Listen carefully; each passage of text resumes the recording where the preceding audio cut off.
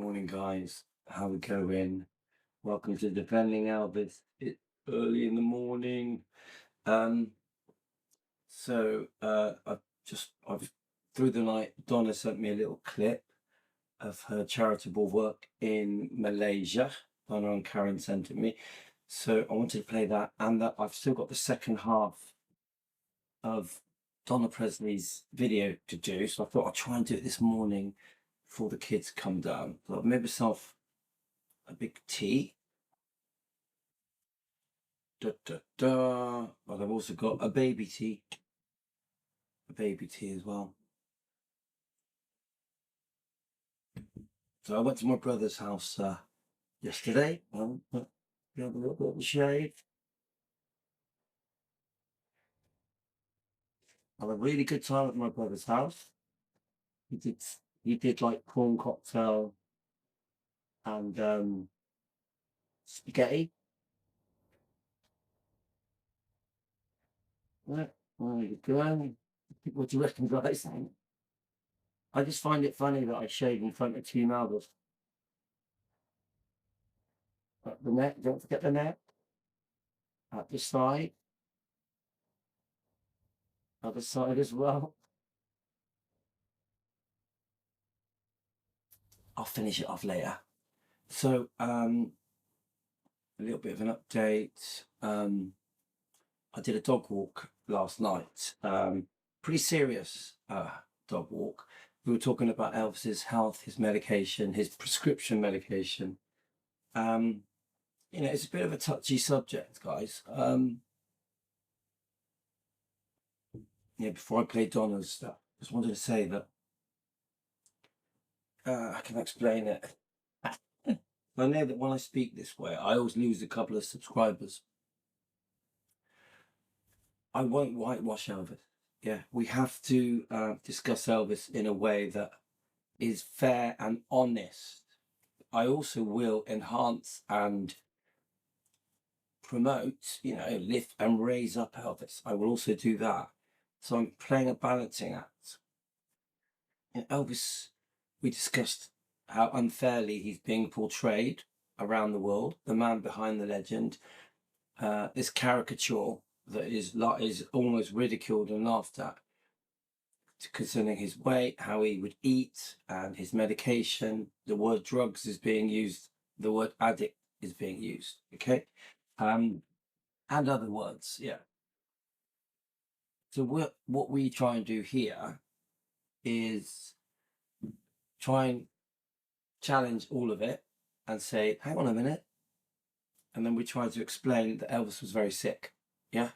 And, he had possible genetic birth, born with health problems through his whole life, through his childhood and his adult life.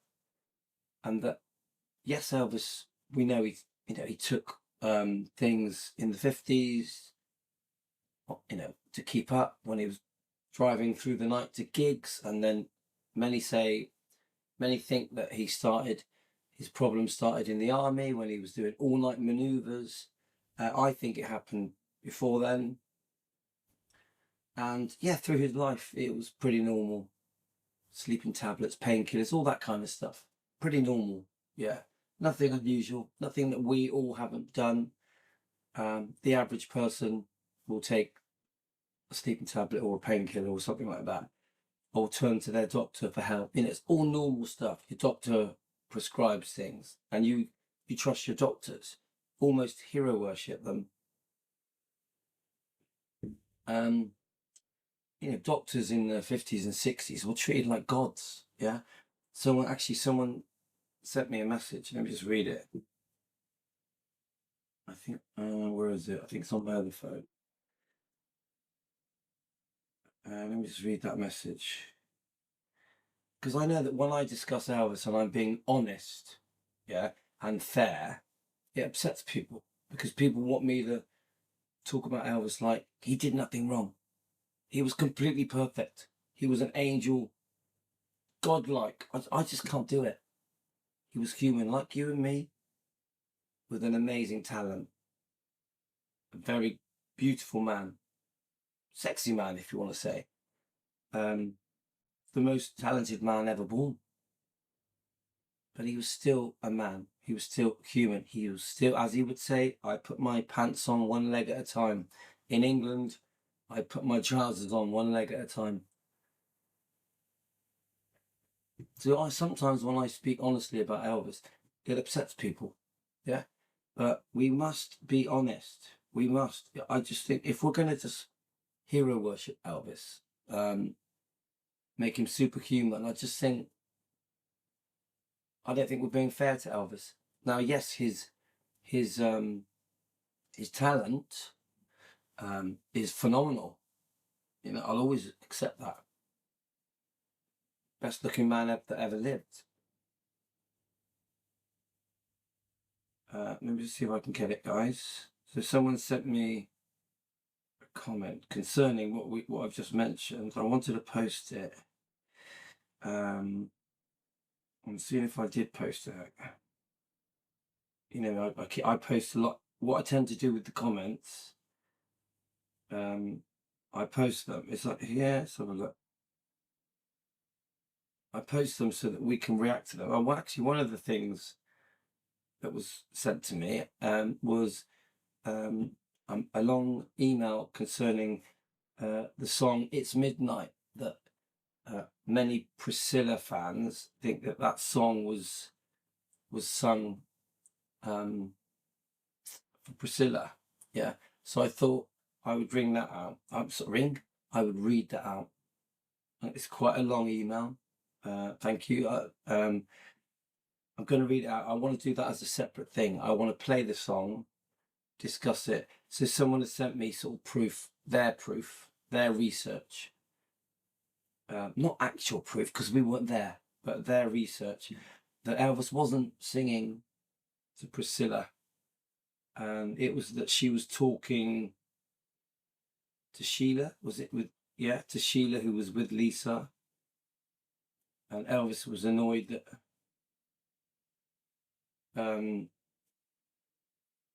Priscilla wasn't listening properly, I think. And then this is why he says what he said.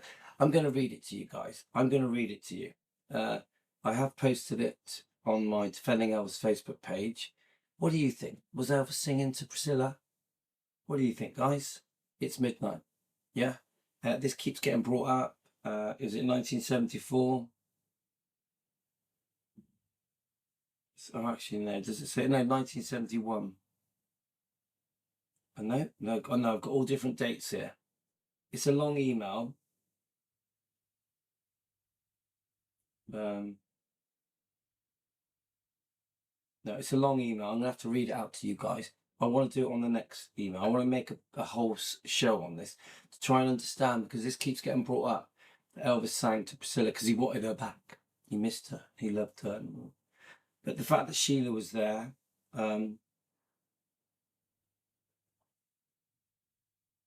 it's different. And then there's a mention of Kathy Westmoreland as well. So we'll bring that up as well. This is within this email. So there's a few things we're going to bring up in this email. Let's see if I can find the one there's one I wanted to read out to you. It was a Team Elvis comment. Let's see if I can find it. And it was, let's have a look. So yesterday I was trying to explain that many people on prescription medication have no choice. Yeah. They just follow their guidance of their doctor. And this is what I was trying to say with Elvis. Not that he had no choice. Well, yes, hang on. Yes, he was sick. He was in pain. He couldn't sleep. He was overworked. Many health problems, yeah? So yes, he didn't have a choice. He needed to address his health, try and get better. He was overworking, so highly stressed. So he was trying to get through the day. So he had to go. What choice did he have other than to turn to his doctor? And then the doctor prescribes things. And then, yeah, there's side effects. Some of these things are addictive, yeah? And a lot of the time, many of the pills you're given don't work. You know, we've all been through it. If you're desperate to sleep, you take a couple of sleeping tablets, maybe more.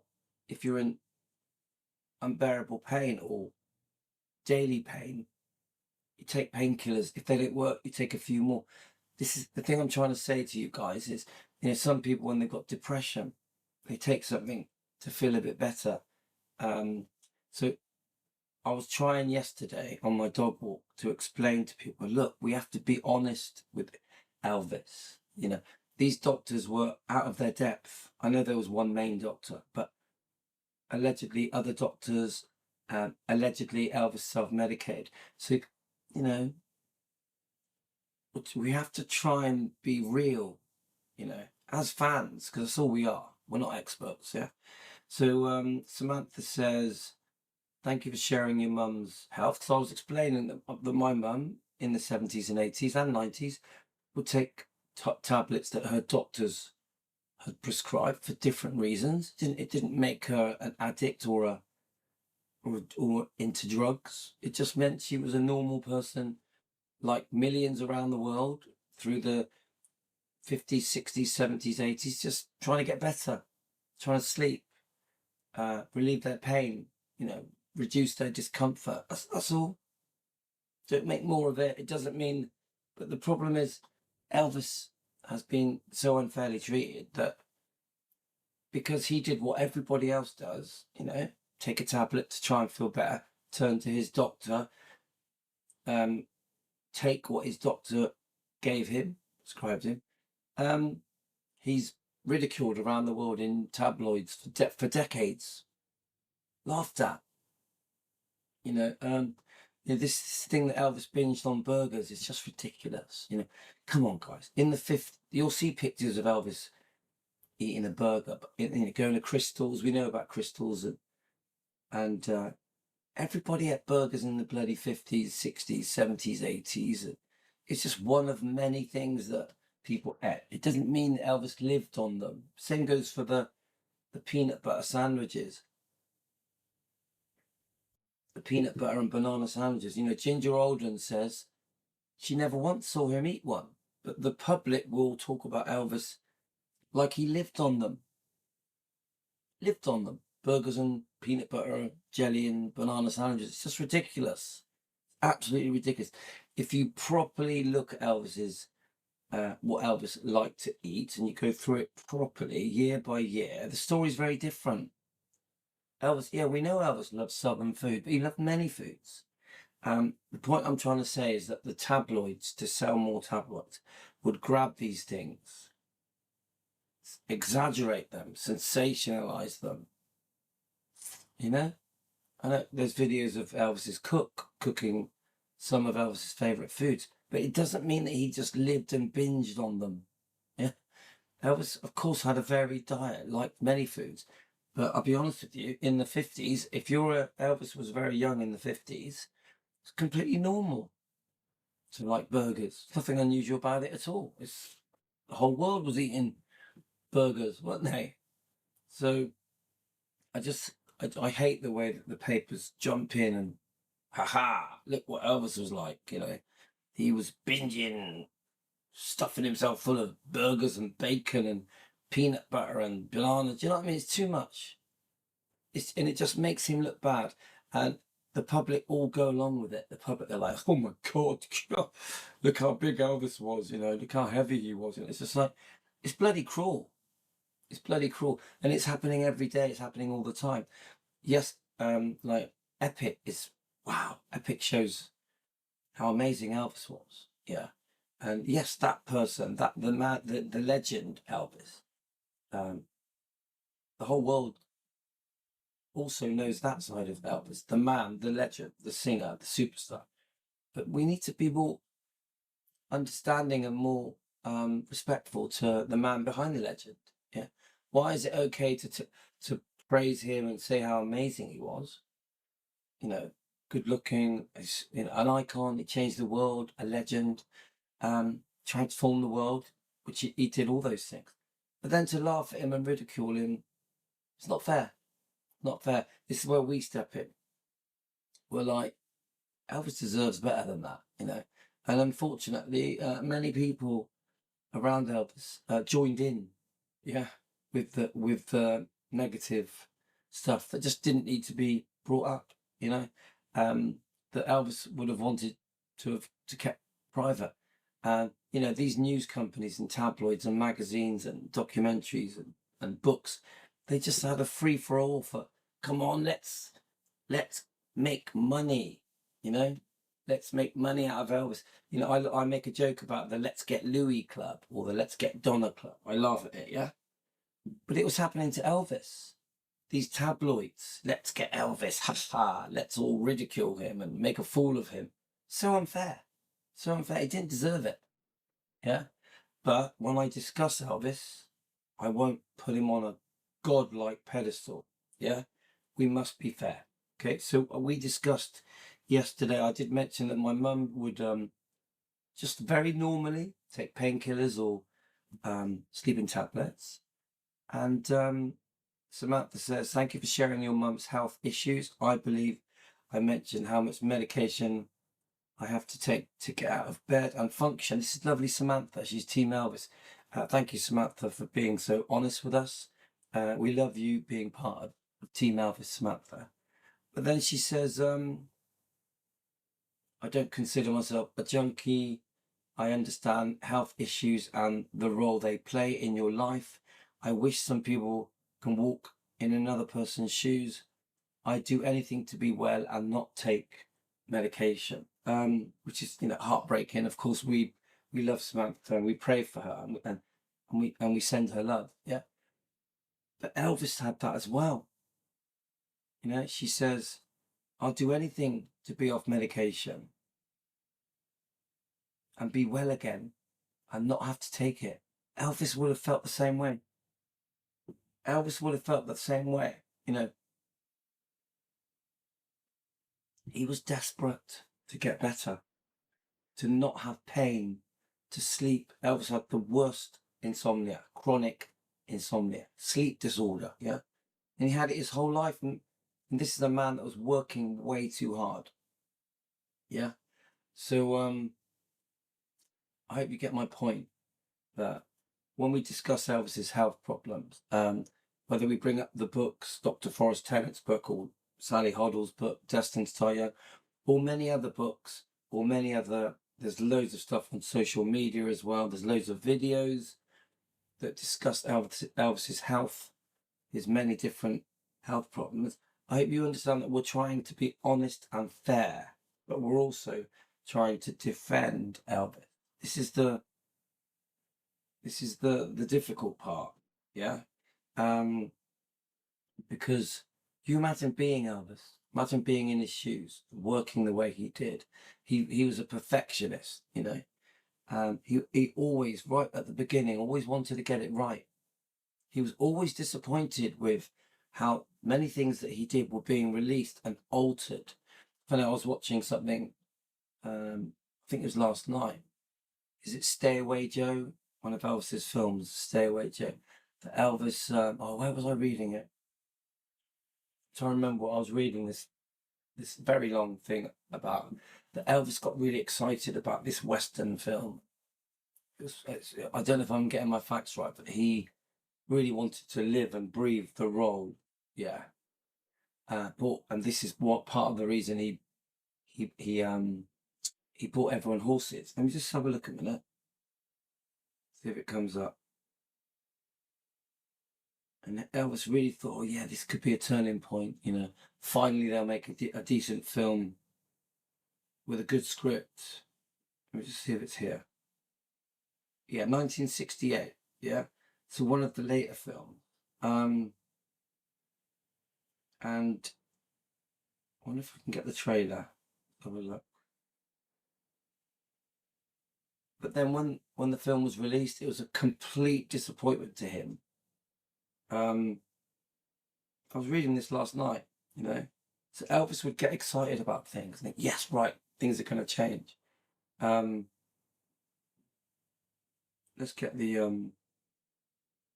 let's see if we can find the trailer. But then he would be let down by, the studio. it would change it. 1 second.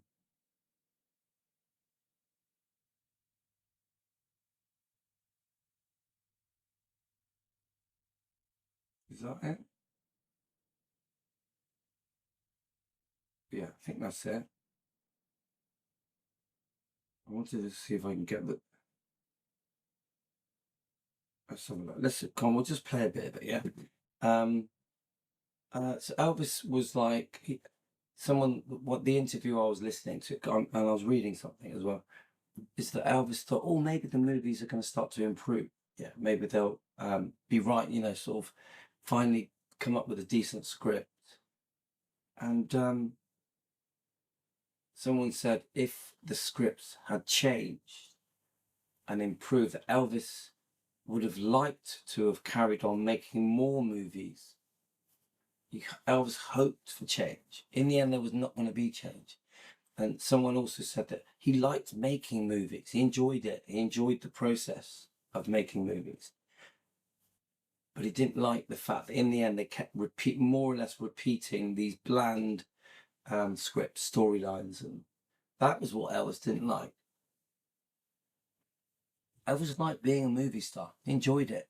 He had a lot of fun on set. Yeah, made a lot of friends. Took it very seriously.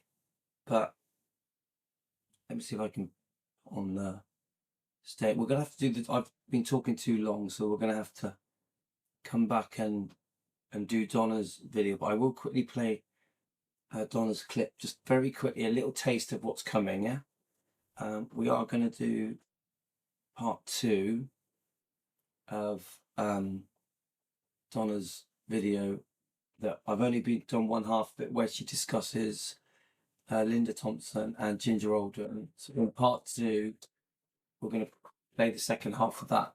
Okay? Let's play this today. I mean, how do you think, if he was present here today, how do you think he would feel, or what he would say?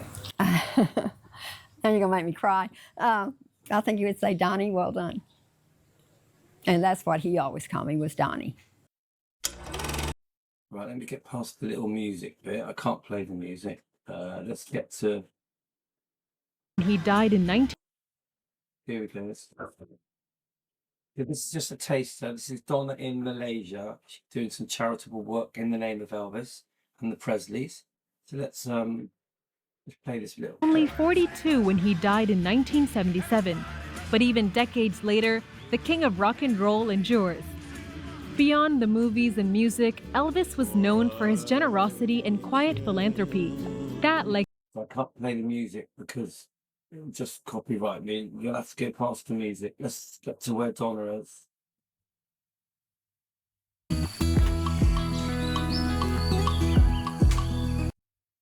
So, here we go. So, the seeds of hope. Okay? This is the... Let's have a look. All right, let's just keep going. In her first visit here, Donna Presley, the late singer's cousin, recently launched the Elvis Initiative at Pusat Jagaan Seribu Harapan in Bukit Beruntung, Selangor.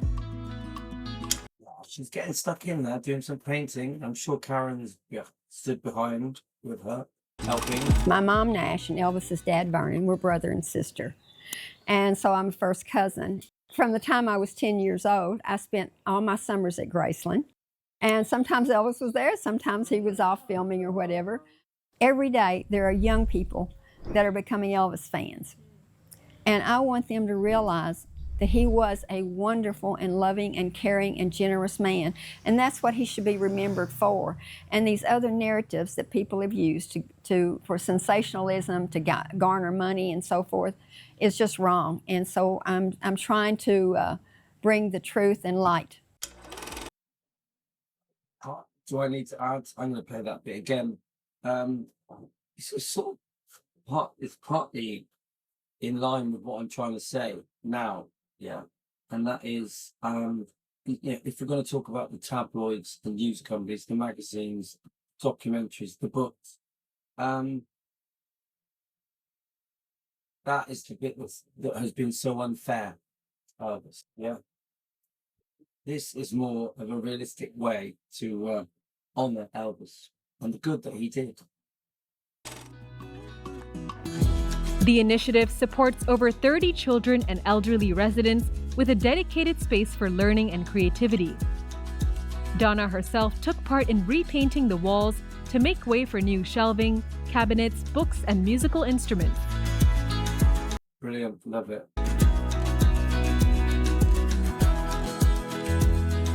In addition, the Mississippi Music Foundation, of which Donna serves as chief of the advisory board, will assist in arranging online music learning opportunities and educational support for the children.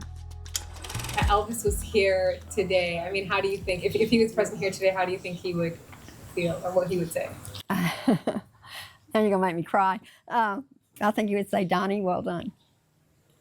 And that's what he always called me, was Donnie. Love it. She looks great with her hair up as well. Tiviaragu, FMT. In Malaysia, and that's where they are now, guys. I know that Donna and Karen have had an absolutely fantastic time. Yeah, helping with this charity. You can see Karen's got her arms in the air like that, and lovely Donna, really good. What a brilliant picture! What a fantastic picture that is. I'm gonna take a screenshot of it. I want to post it on my Facebook. It's too good. Wow. Brilliant. Absolutely brilliant. So be proud of yourself, Karen and Donna, and the charity. Just excellent. We're going to show some more.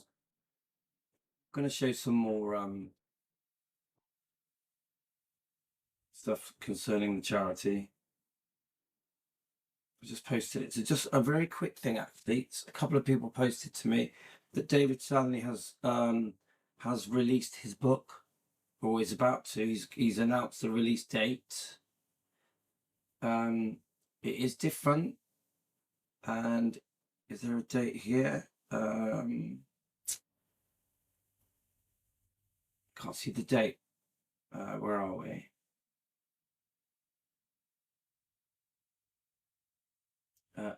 It does seem like he's taken a different direction with it. Obviously, we've had a lot of drama, haven't we, concerning David Stanley, that the interview and the original concept for his book, Surviving Elvis, which to me I think was going to be another tell-all book. Yeah. Quite a bad one as well.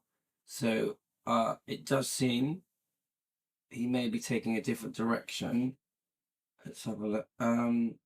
It's more. He does mention Elvis being his stepbrother, his ex stepbrother. Yeah. The title has changed. Broken Vessel. It does seem to be more themed with his life and his Christian beliefs and forgiveness, self-forgiveness. So I'm hoping this book isn't going to make Elvis look bad. This book isn't going to blame Elvis for everything. It says here it has forgiveness in it, healing, redemption, faith, spiritual restoration. Yeah, these words seem better. That he is humbled. His search for God.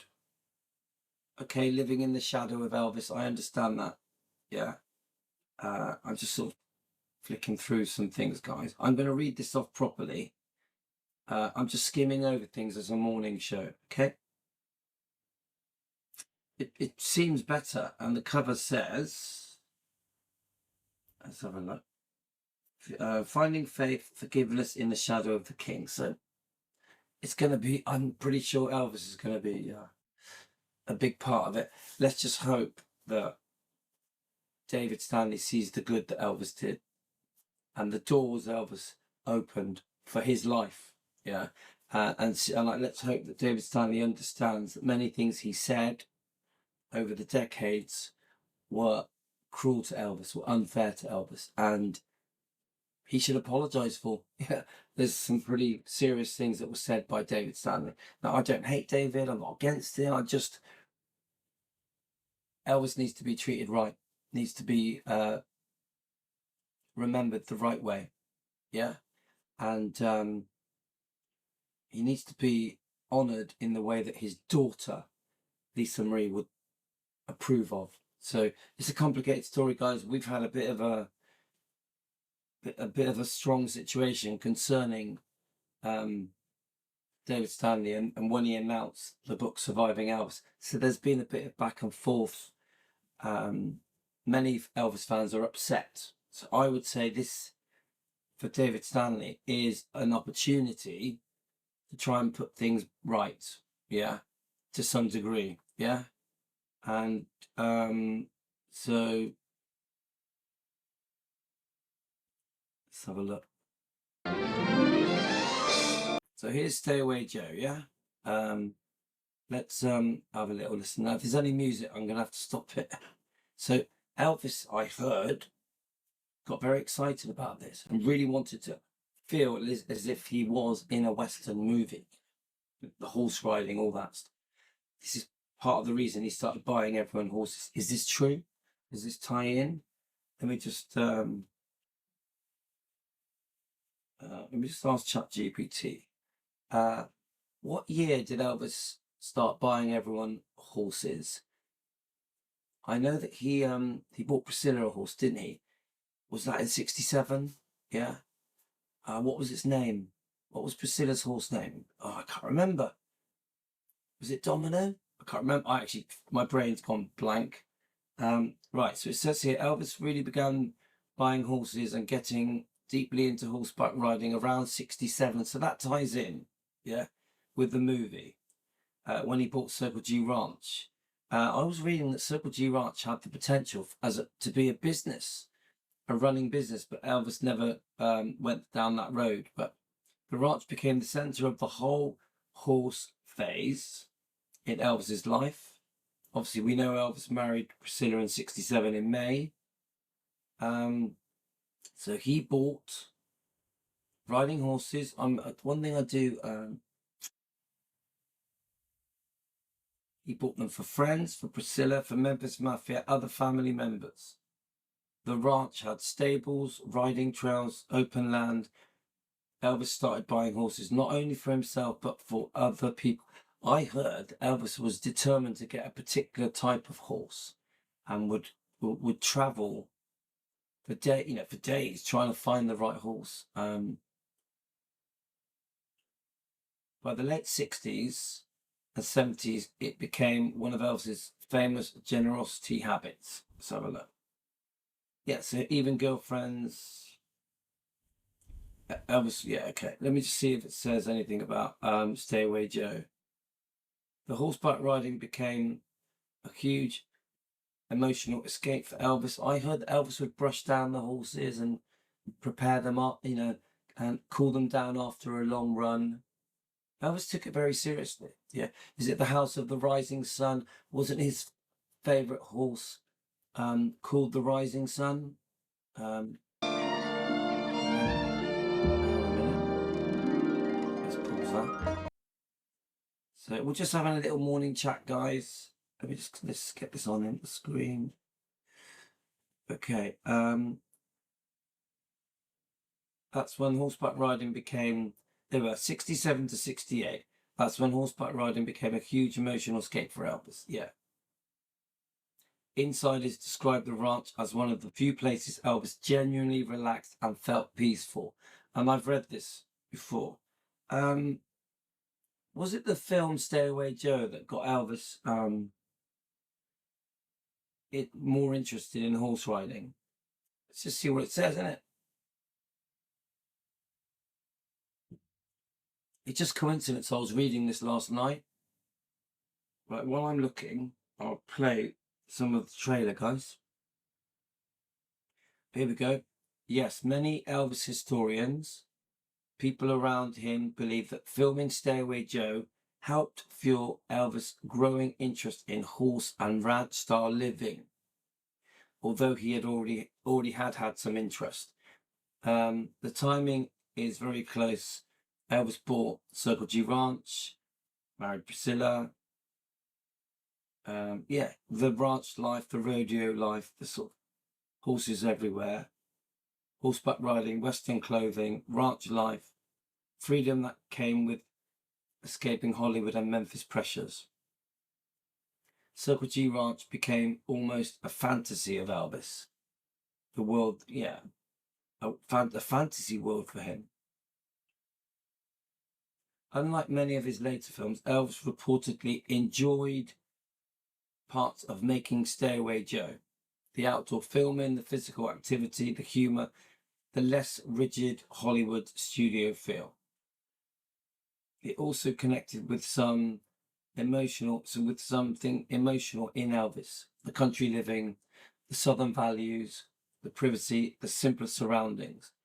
By 68 to 70, horses had become a major part of Elvis's personal life. He wasn't just casually riding anymore.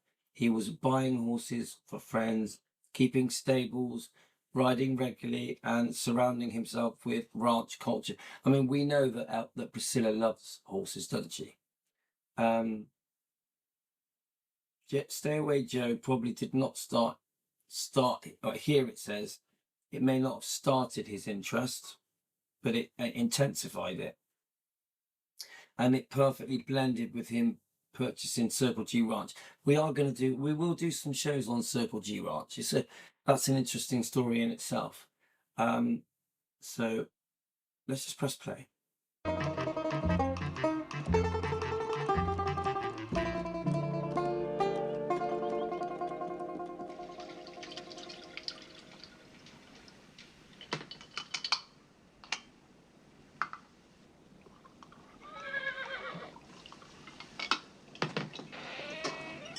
I remember this lady. She's hilarious. Up jumped the devil. How you been, Linda? Can't complain. You've been away a long time, Joe. Long enough. Elvis in denim, come on. Someone said to me Elvis never wore denim because it reminded him of being poor. Elvis looks bloody good in denim. What kind of things did you think about, Joe? All sorts of things. Such as?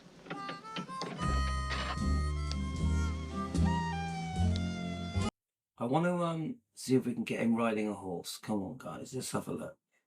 I want to see Elvis riding. Is it in this clip? No. Right, let's come on. We're running because I've got to go in a minute. The kids will be down. So I want the trailer. Let's see if it comes up.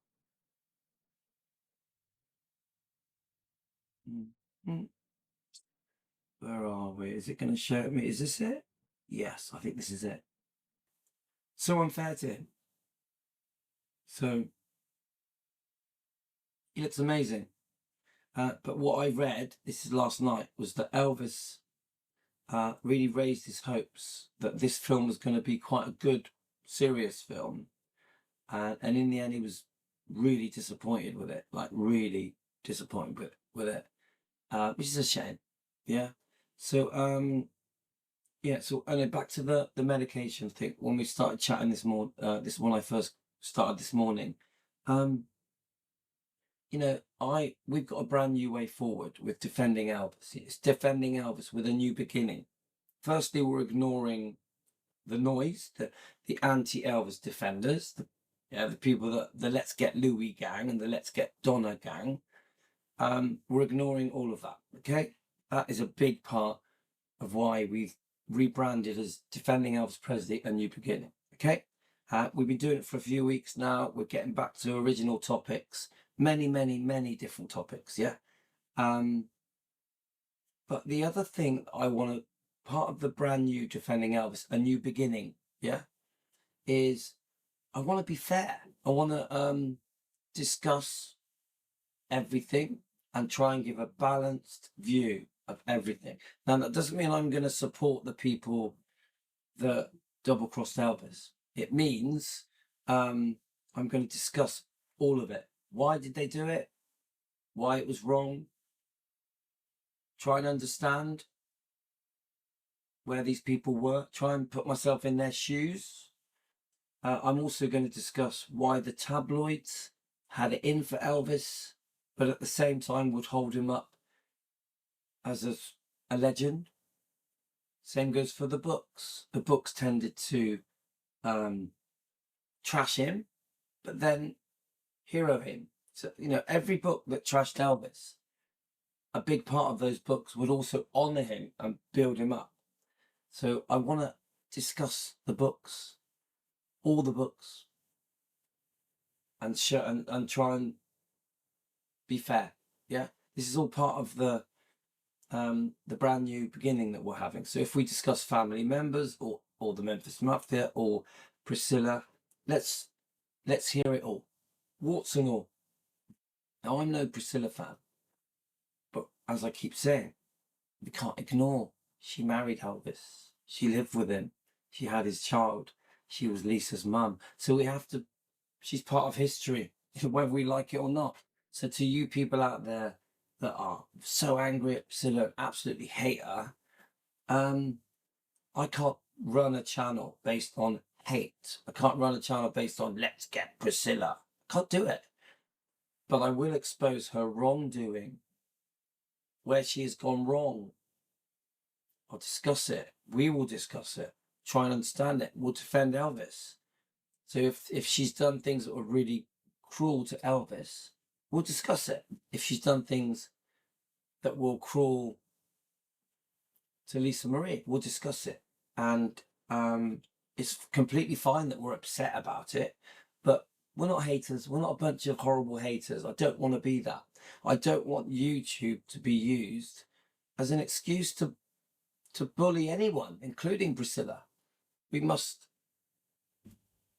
try and be adult and try and be fair and try and understand everything. But of course, underneath everything, we're always defending Elvis. We're called defending Elvis. So underneath everything, we're supporting Elvis. Yeah. And, you know, it's like Tony messaged me. She's made a lovely little short that Elvis would want peace and love. That's what Tony said, which I agree. Elvis would have preferred peace and love. But I also believe that he would want to be defended. So we have to find that balance. Peace and love, as Tony recommends. I agree with her. But we have to find the balance of defending. Try and get things right, yeah? It's going to be difficult. All right, guys, I'm going to go. But just a little morning show for you. No particular topic, just a morning chat. We're going to carry on defending Elvis, but in a new style with a new beginning. Take care, guys. Team Elvis, you rock.